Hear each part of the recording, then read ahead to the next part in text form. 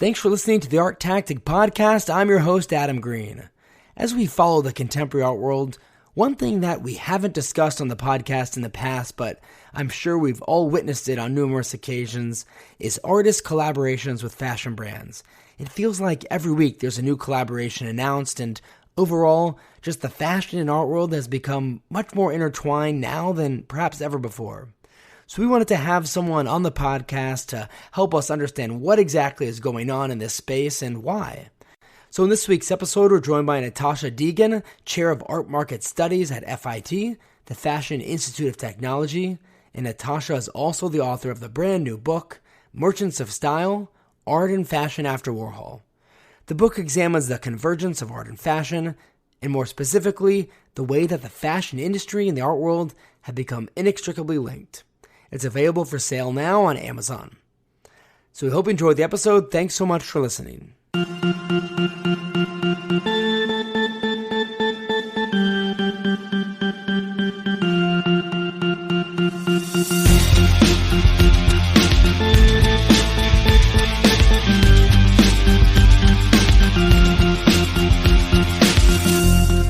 Natasha, thanks so much for joining us.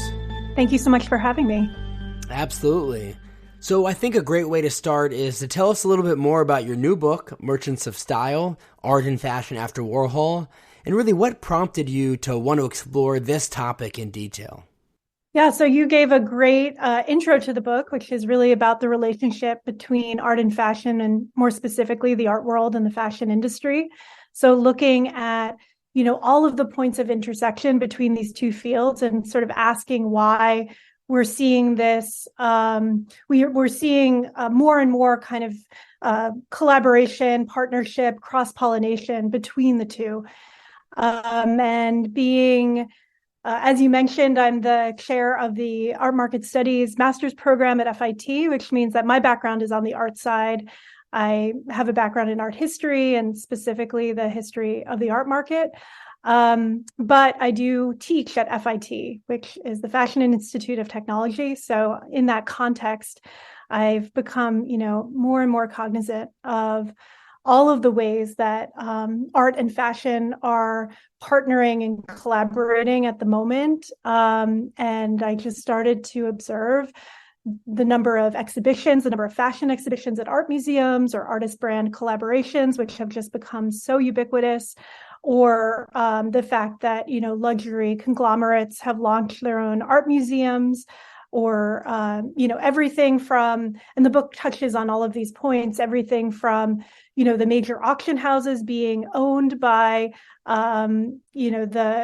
the sort of founders of some of these luxury groups and auction houses now, like Sotheby's, for instance, dividing into two divisions, right, where one is fine art and the other is luxury art and objects. So luxury and fashion have become more and more sort of a part of the art world, even though these two fields historically have often set themselves apart. And particularly art, I think, has traditionally been reluctant to be seen as engaging with fashion or other commercial fields. So that was kind of the impetus for the book, to question why this is happening, to sort of describe this phenomenon, but also to address what the ramifications might be for both fields. And even though there's been a lot of press coverage of some of these artist brand collaborations or the Met Gala or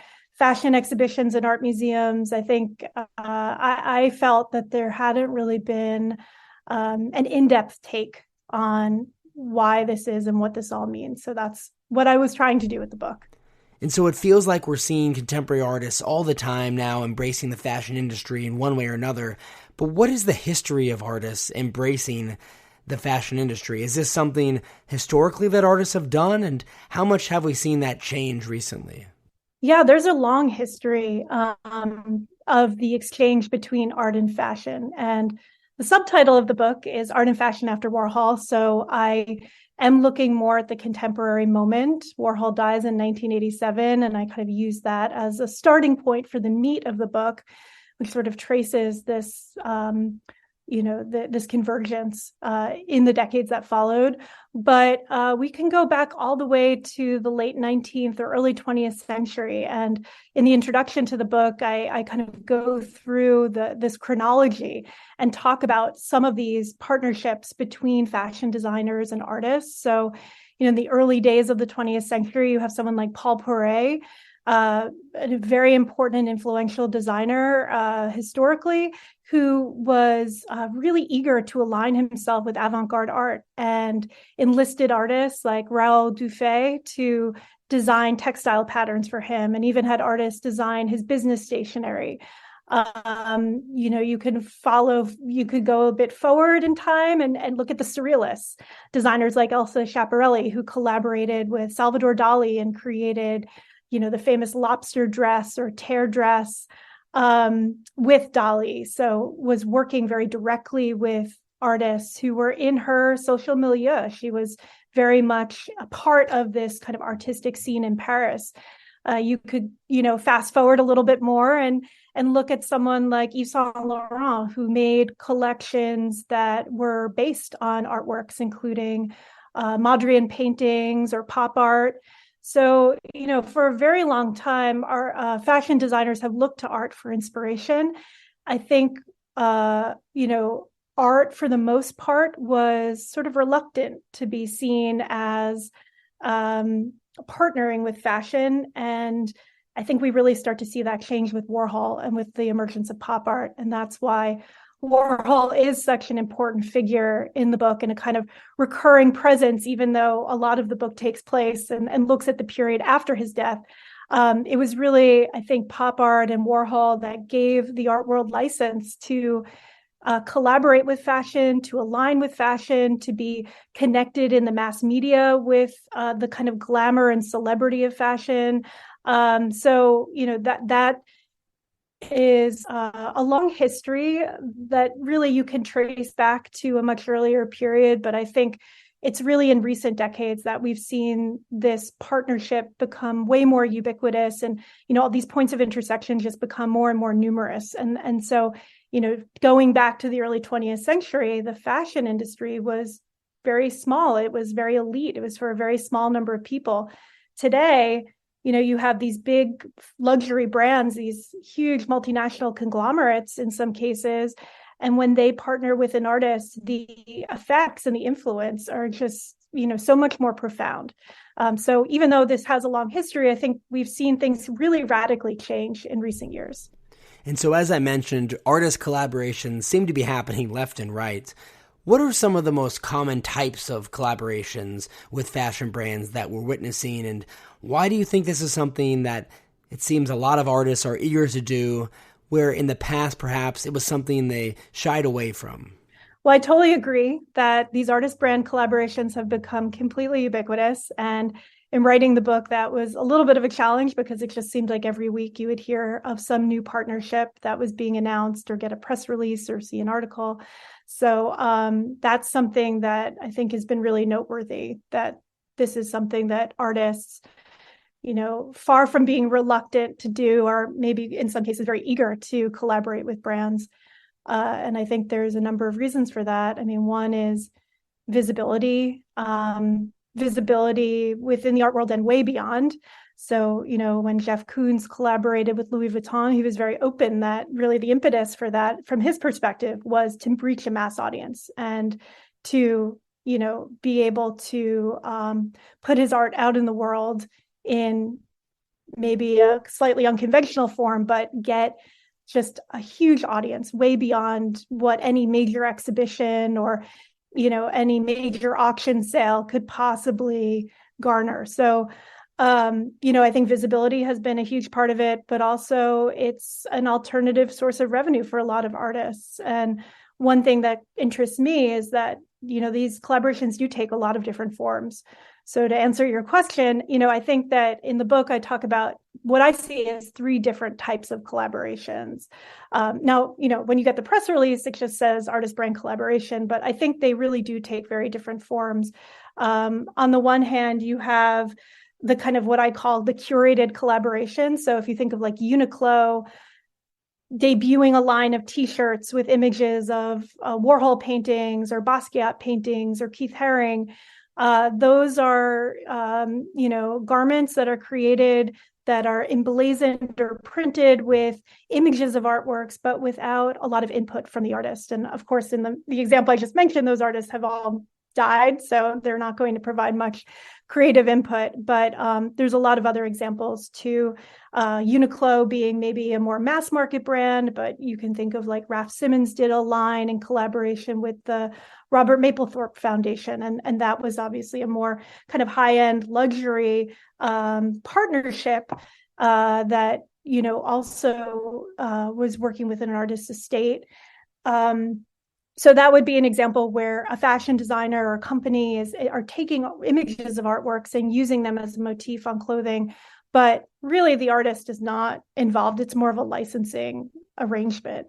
Then you have the commission style collaboration, and I think like the Louis Vuitton collaborations are a good example of that, where the artist is certainly involved, but maybe even taking some direction from the brand. So Takashi Murakami has talked about his involvement with Marc Jacobs, who at the time was the head of Louis Vuitton, when that really influential line of handbags was released that Murakami did with Louis Vuitton that kind of, kicked off this wave of collaborations. And he talks about how, he got contacted by Marc Jacobs.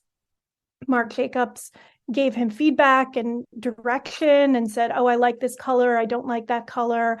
I like this figure, I don't like this figure. So it was almost like Murakami was, engaging in like a Renaissance style commission with a patron who is sort of directing his work and kind of giving him feedback and nudging him in a certain direction that was maybe in line with Marc Jacobs' vision for the brand. So that's an example with a living artist and an artist who's intimately involved in a sense, but where the brand is taking priority. And then the final kind of collaboration that I've observed is what in the book I call the A to Z collaboration. And I take that phrase from Raf Simons, who used the term A to Z collaboration to describe his partnership with the artist Sterling Ruby.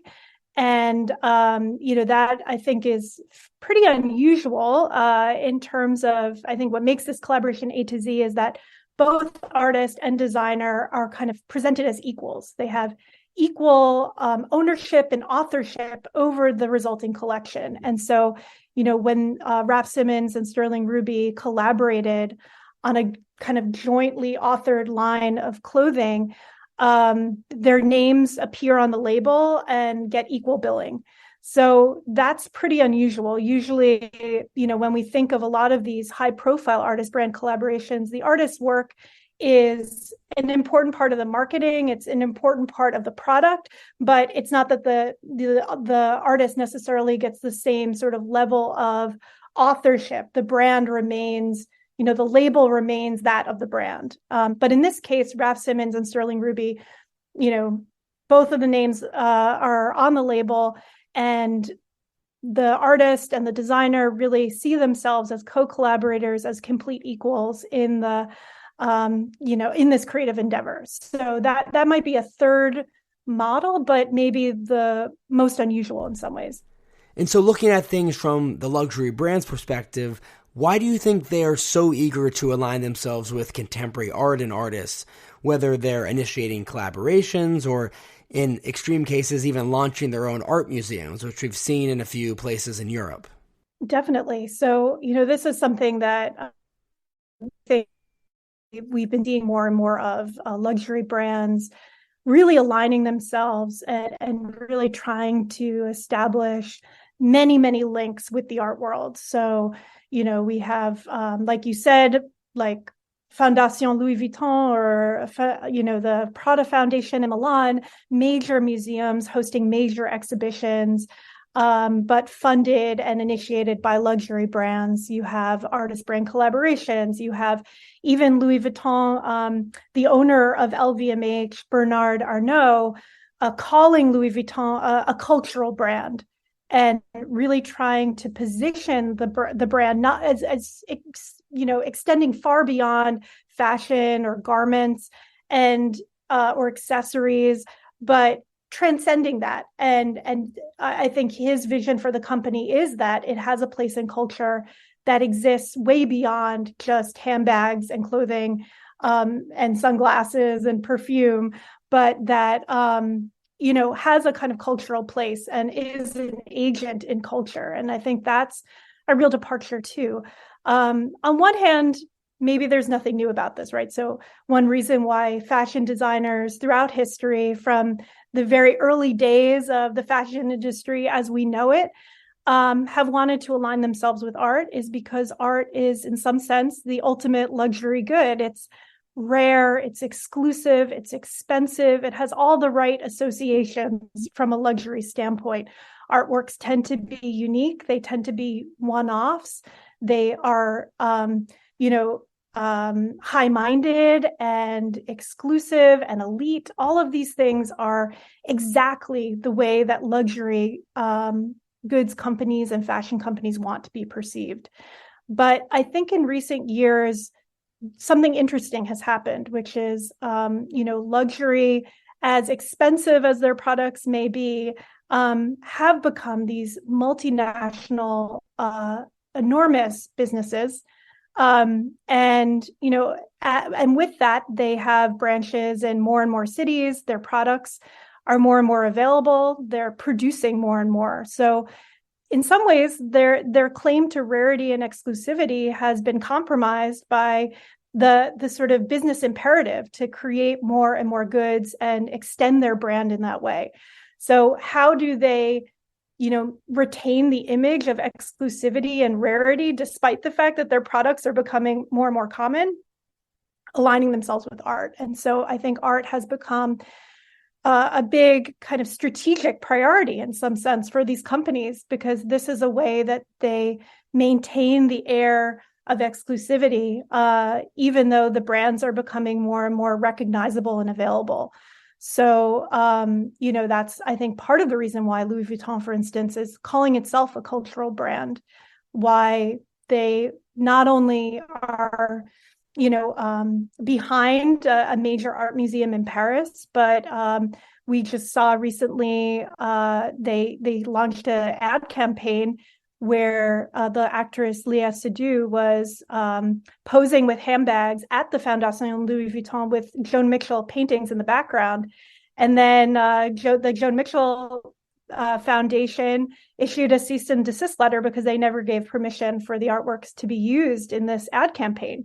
And yet, why does Louis Vuitton want to feature these paintings in their ad campaign? Why would they, even photograph this campaign in the museum when they never received the permission of the foundation? And I think it is this kind of eagerness to align with art and to, present the brand as a kind of an extension of a cultured, art-inflected lifestyle that, combines art, high fashion, design, kind of glamour, elegance, chicness. All of these things get kind of wrapped up with each other.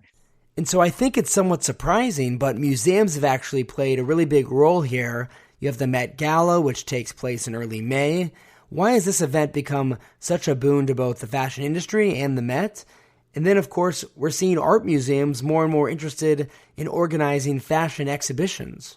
Well, fashion exhibitions have become the most popular exhibitions in many major museums' histories. So the Met, for instance, they back in the 60s hosted an exhibition of the Mona Lisa. In the 70s, they had like the blockbuster King Tut show. And yet today, their most popular exhibition of all time is a fashion show. So, I think that's a huge part of it, is that there's, just a huge amount of demand and interest in these types of exhibitions. They get an enormous amount of media attention.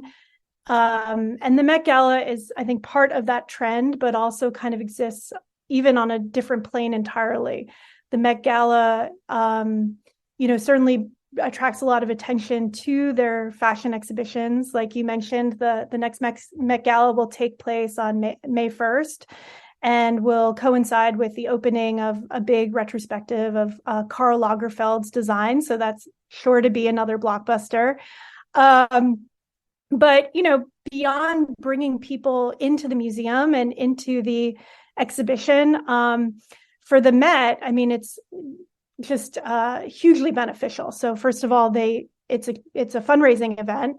Last year's Met Gala raised over $17 million, and that contrasts to the $2 million that's raised by their normal gala.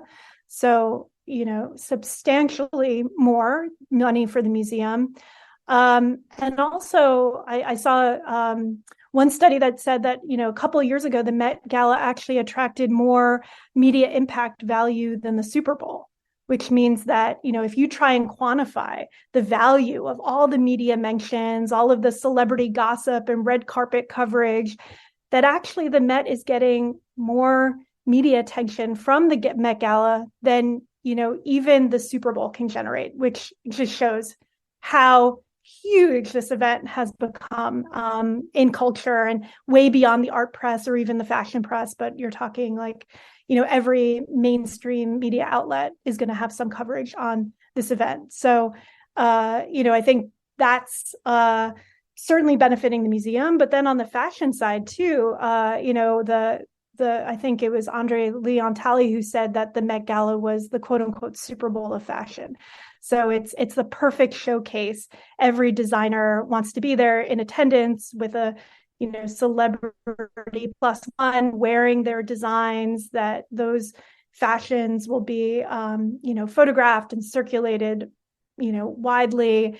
And I think it was the CEO of Louis Vuitton who called the Met Gala the pinnacle of our business. So it's not just the red carpet coverage, but it's also, the association with the museum. So it's kind of like the best of all possible worlds. It's the kind of glitz and glamour of celebrity culture, but the kind of high-mindedness, the rarefication of the art world and of, a major museum like the Met. And another interesting component of this is architecture. Many luxury brands' flagship locations are designed by architects who actually made their name in the art world. Why do you think this is the case, and what does it say about the way that art and fashion are sold? Yeah, this is something I talk about in the book a lot too. The fact that not just all these other points of intersection and convergence, but that I think art galleries and luxury flagships in many ways are starting to look more and more alike. And part of that is that they actually have the same architects. So, you can think of Herzog de Meuron, designing Tate Modern and then getting hired by Prada to do their Tokyo epicenter, or Rem Koolhaas making his name designing museums and then getting employed by Prada to do their New York epicenter. Or, and this goes back to even earlier periods, architects like Richard Gluckman, who made his name with Dia and Dia Chelsea, then designing, the galleries or kind of converting industrial spaces in Chelsea into galleries for Larry Gagosian and Mary Boone and Paula Cooper, and then designing the Helmut Lang flagship in Soho. So there's been this kind of, interchange for a long time, this exchange between, the actual physical spaces where art and fashion are being displayed and even sold. But I think there's a few interesting things about this. I mean, one is that the aesthetic of the kind of white cube aesthetic of the art gallery, especially, as we look at if we look back to the 90s, became the kind of go-to aesthetic for luxury stores as well. The idea that you walk into a luxury store and, you just see the one t-shirt on a hanger isolated in this very spare kind of minimalist space, kind of evoking the sensation and the feeling of being in an art gallery.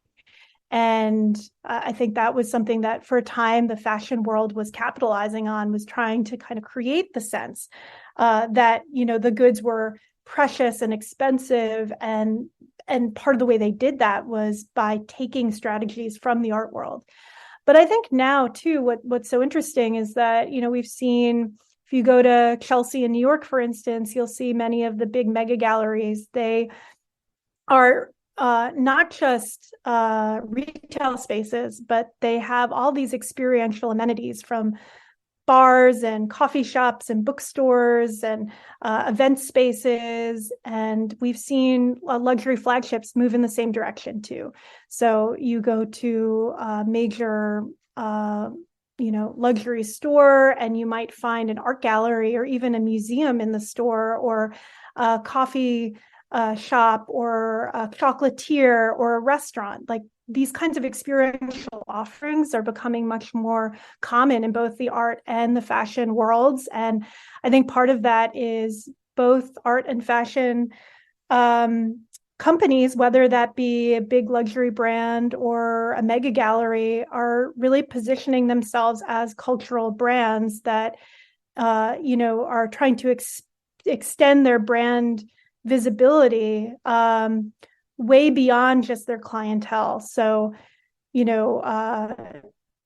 you're David Zwirner and you're going to be opening a Kusama show, as they are next month in May, you're anticipating that the viewership for that show is going to be far, far, far beyond just the small number of people who might buy one of those Kusama works.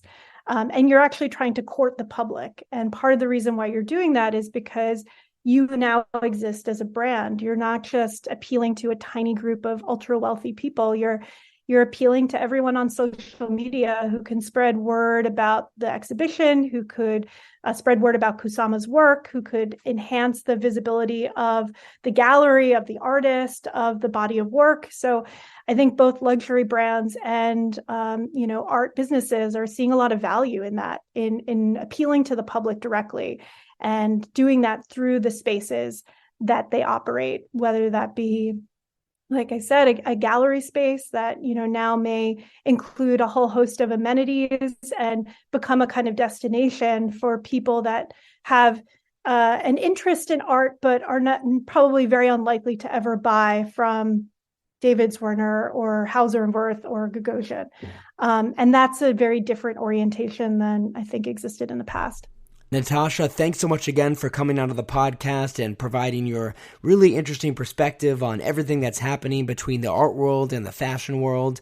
There's a lot going on there, and we'll be sure to keep following along. And if our listeners haven't already, they should definitely go on Amazon and purchase your new book, Merchants of Style, Art and Fashion After Warhol.